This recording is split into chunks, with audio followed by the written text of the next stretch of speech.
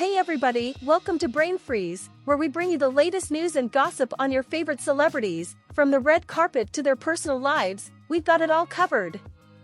So sit back, relax, and join us as we take you on a journey into the fascinating world of celebrity culture. Pedro Pascal has been one of the most successful TV actors in the last few years, with notable roles in Game of Thrones, Narcos, The Mandalorian, and now The Last of Us.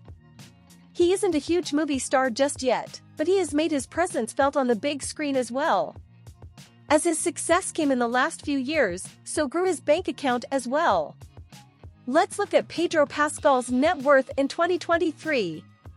According to various sources including Wealthy Gorilla, Pedro Pascal's estimated net worth is around the $10 million mark. That is an incredible number, given the fact that his career exploded just a few years back. He got to this level of his career due to the success of some of the shows he starred in, but let's first go back to the beginning to where it all started for the rising star. Pedro Pascal was born in Santiago, the capital of Chile, on April 2, 1975. Interestingly enough, he has not spent much time in his birth country. Due to his family's links with the socialist resistance to the then dictator of Chile, they sought refuge and Pascal ended up, through Venezuela and Denmark, in the United States. He ended up being raised in Orange County and in San Antonio. Unfortunately, while his childhood was hard enough due to the moving away and not being able to live in the country of his birth, it got even worse soon after moving to the US. While Pedro Pascal was educating himself at the Orange County School of the Arts, and later the Tisch School of the Arts in New York, his family had more issues to deal with. His father took the rest of his family back to Chile, now under new leadership, due to an ongoing case versus him due to some issues with the fertility clinic he was running. In 1999, the worst thing to happen to Pedro Pascal happened, as his mother committed suicide.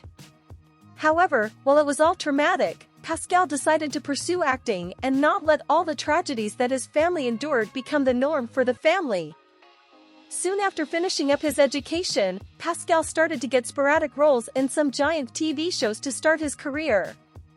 It started with some appearances in series such as Buffy the Vampire Slayer, The Good Wife, Homeland, The Mentalist, and Graceland. His first bigger role arrived in June 2013, as he was cast as Oberyn Martell in Game of Thrones. He was so great in that role that despite his inexperience in leading roles previously, Netflix decided to offer him a main role in Narcos, the story about Colombian drug cartels and Pablo Escobar specifically. In the 3 seasons that the show ran, Pascal played Special Agent Pena, with his role increasing in the 3rd season of the show. This role, together with the Game of Thrones appearance, was a true turning point for the TV star. In 2019, he was cast as the leading character in the show The Mandalorian. That show is still running to this day, with Pedro Pascal still holding the role of the main character. Season 3 of the series will be coming in 2023. Pascal also played the character in the Book of Boba Fett. Another notable role he was cast in was in the TV show The Last of Us, where he plays the leading role of Joel Miller.